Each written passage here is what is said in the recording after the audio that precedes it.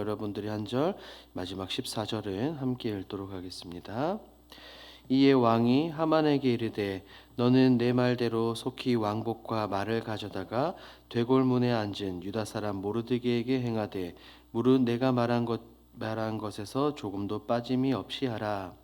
하만이 왕복과 말을 가져다가 모르드게에게 옷을 입히고 말을 태워 성중 거리로 다니며 그 앞에서 반포하되 왕이 존귀하게 하시기를 원하는 사람에게는 이같이 할 것이니라 하니라.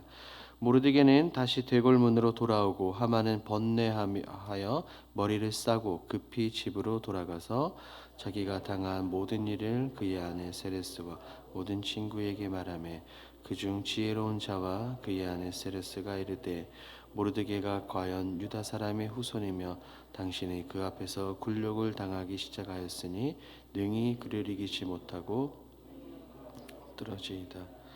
아직 말이 그치지 아니하여서 왕의 내시들이 이르러 하만을 데리고 에스더가 베푼 잔치에 빨리 나아가니라. 오늘 본문의 배경은 한순간에 입장이 뒤바뀐 모르드게와 하만의 모습이 등장합니다.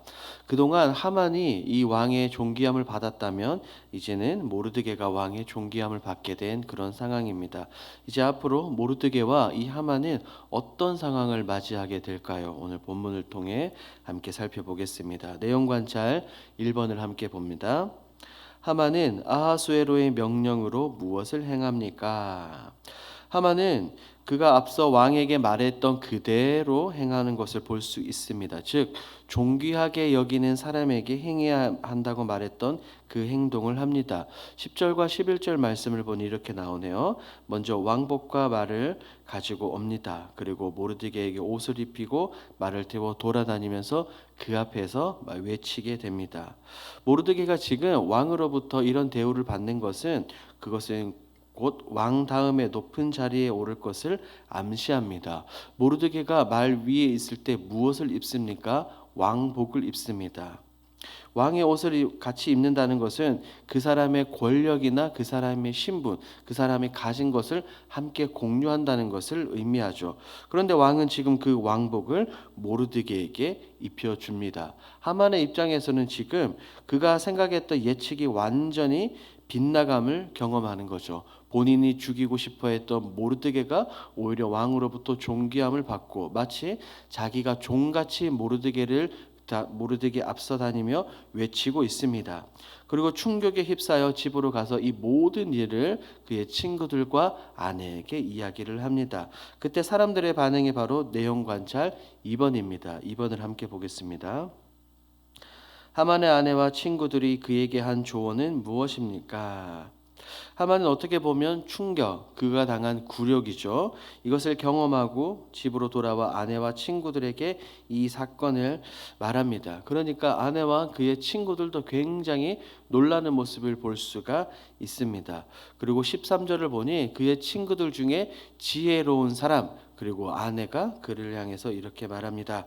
모르드게가 유다인의 후손이라면 큰일 났다. 당신은 이제 그 앞에서 굴욕을 맛보게 될 것이다 라고 말입니다. 그리고 절대로 그를 이기지 못하고 그 앞에서 엎드려질 것이다 라고 말입니다. 사실 그 전까지 하만과 그의 아내와 그의 친구들은 이 모르드게의 정체를 몰랐습니다. 그런데 10절에서 분명히 이 왕이 모르드게에게 하만에게 이렇게 이야기하죠. 유다 사람 모르드게라고 말입니다. 그러니까 이제 10절 이후에 하만과 그의 가족들과 친구들이 알게 된 것입니다. 그래서 그들은 이제 하만이 큰일 났다라고 이야기를 하고 있습니다. 여기서 우리가 한번 생각해 봐야 될 것이 있습니다. 그것이 바로 3번 연구와 묵상입니다. 함께 봅니다. 아내와 친구들은 왜 모르드게가 유다 후손이면 하만이 굴욕을 당할 것이라고 말합니까? 하만은 지금 발등에 불이 떨어졌습니다. 자신은 유다인들을 죽이고자 했는데 왕은 오히려 지금 유다인을 엄청 높여준 상황이죠.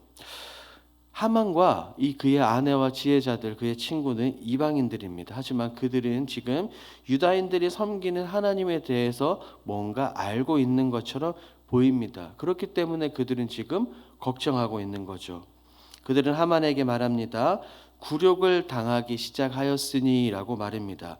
그런데 이것을 히브리어 원 의미로 보면 이것은 이런 뜻입니다. 넘어지기 시작하다라는 의미입니다. 여러분 혹시 도미노 아십니까? 도미노. 많은 이 블록들을 세워 놓은 후에 앞에 하나만 딱 넘어뜨리면 내가 뒤에 거를 밀지 않아도 앞에 그 힘으로 인해서 모든 것이 다 넘어지는 겁니다. 마찬가지로 그것과 같이 하만 당신은 이제 넘어지기 시작했으니 절대로 이길 수 없을 것이다. 분명히 엎드러질 것이다 라고 말하고 있습니다. 놀랍게도 이방인의 입에서 이런 말이 나오고 있다는 것을 우리는 기억을 해야 합니다. 이런 그들의 모습을 보며 우리는 무엇을 느낄 수 있을까요? 4번 느낀 점으로 가보겠습니다. 이방인조차도 유다 사람 뒤에 계신 하나님을 두려워하는 모습을 보며 무엇을 느낍니까? 제가 만약 하만의 친구이거나 하만의 이 이야기를 들은 측근이라면 소름이 돋았을 겁니다. 왜냐하면 그들이 전혀 생각하지도 못한 일들이 갑자기 일어나는 거예요. 그것도 시간적인 이 차를 두고 일어나는 것이 아니라 순식간에 단 하루 만에 이 모든 일이 일어나게 되는 겁니다. 불과 하루 전에는 왕 앞에서 존귀함을 받고 모든 신하들보다 높임을 받았습니다. 왕과 함께 에스더의 잔치에 초대를 받았다고 하만은 굉장히 자랑했습니다. 근데 고작 하루 만에 모든 일이 다 틀어져 버렸다는 것을 우리는 성경을 통해서 알 수 있죠. 이제는 내가 죽이고자 했던 사람이 이제는 내 목숨을 가지고 있게 된 상황입니다. 앞서 말씀드린 것과 같이 왕복을 입는다는 것은 곧 왕과 같은 이 권력, 권세, 능력, 신분을 가지게 된 것입니다. 그러니까 모르드게는 이제 하만보다 어떻습니까? 더 높은 지위에 올라가게 되었기 때문에 이들은 두려워합니다. 이런 하나님을 보며 깨달은 것이 있습니다. 바로 모든 역사를 주관하시는 하나님이라는 것입니다. 내 생각, 내 방법, 내 계획이 최고가 아님을 다시금 절감합니다. 보십시오. 유다인들은 통곡과 슬픔, 아픔과 고통이 가득했던 그들이지만 이제는 어떻게 됩니까? 그들은 환희와 기쁨으로 바뀌게 됩니다. 죽음의 공포는 구원의 환희와 기쁨으로 바뀌게 될 것입니다. 그러니 어찌 역사하시는 하나님을 우리가 신뢰하지 않을 수 있겠냐는 겁니다. 여기서 5번으로 가보겠습니다. 풀리지 않던 문제가 하나님을 경외하며 나아가 역전됐던 적은 언제입니까? 저는 이 질문을 보면 곧장 우리 주 예수님이 생각이 났습니다. 사람들은 예수님을 싫어했습니다. 마귀도 예수님을 싫어했죠. 유대인들은 예수님을 정말 미워서 잡아 죽였습니다. 신성모독으로 잡아 죽였습니다. 하나님께서 예수님을 3일 만에 다시 살리실 것이야 라고 하는 그런 생각을 가지고 십자가에 매단 것이 아니라 정말 너무나 미워서 예수님을 십자가에 못 박아 죽였습니다. 그런데 보십시오. 하나님의 아들이 예수님이 십자가에 달려 죽으심으로 인해 어떻게 보면 마귀가 승리한 것처럼 보입니다. 예수님이 진 것처럼 보여집니다. 하지만 어떻습니까? 우리 역전의 하나님은 예수님을 다시 살리셨습니다. 눈으로 보기에는 진 것 같아 보였지만 실상은 진 것이 아니라 오히려 이긴 것이죠. 본문에 나오는 유다인들과 모르드게 역시 동일합니다. 모두 다 죽게 생겼고 이로 인해서 애통하며 금식하며 그들이 기도에 들어갔습니다. 그러니까 한순간에 그들의 상황을 모든 삶을 역전시키는 하나님을 그들은 경험합니다. 여러분들의 삶 속에서도 이런 경험들이 때때로 많이 있지 않습니까?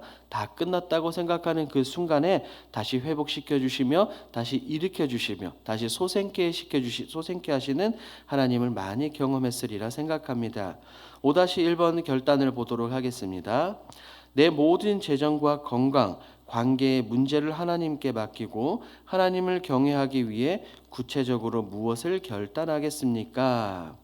우리는 다른 그 무엇보다 전능하신 하나님을 전적으로 신뢰하는 것이 필요합니다. 그저 내가 원하는 때에 내가 원하는 방식으로 내가 맡기고 싶은 것만 하나님께 맡기는 것이 아니라 나의 삶, 우리의 삶 전부를 하나님께 드려야 합니다. 완전한 신뢰가 필요하다는 거죠. 내 삶의 운전대를 완전히 하나님께 넘겨드려야 합니다. 하나님께 넘겨드리고 맡겨드리기 위해서 다름 아닌 말씀을 통해 하나님의 뜻과 하나님의 마음을 우리는 알아가야 합니다. 하나님의 뜻대로 살아가겠다고 하고 하나님의 말씀에 순종하겠다고 이야기하면서 어떻게 하나님의 뜻, 하나님의 마음이 담긴 성경을 읽지 않겠냐는 겁니다. 성경을 읽지 않고 알 수가 없습니다. 그러므로 먼저 말씀을 읽음으로 하나님을 신뢰하고 전적으로 하나님께 모든 삶을 맡기십시오. 우리는 시편 말씀을 통해서 알 수 있습니다. 하나님의 말씀은 우리의 삶을 인도한다는 것을요. 그리고 기도를 통해 하나님과 끊임없이 소통하십시오. 에스더, 유다인, 모르드게 그들이 할 수 있는 것은 오로지 기도밖에 없었습니다. 하나님과 소통했다는 것이죠. 전심전력으로 기도함으로 하나님의 인도하심을 경험했습니다. 이것은 저도 마찬가지고 우리 모두가 마찬가지입니다. 하나님의 뜻을 알고 묻고 신뢰해야 합니다. 그럴 때 우리의 삶은 평탄한 삶, 하나님이 비로소 인도하시는 그 삶을 우리가 살 수 있게 되는 것입니다. 이렇게 우리의 모든 것을 하나님께 전적으로 맡기며 살아가는 저와 여러분들이 되길 주님의 이름으로 축복합니다.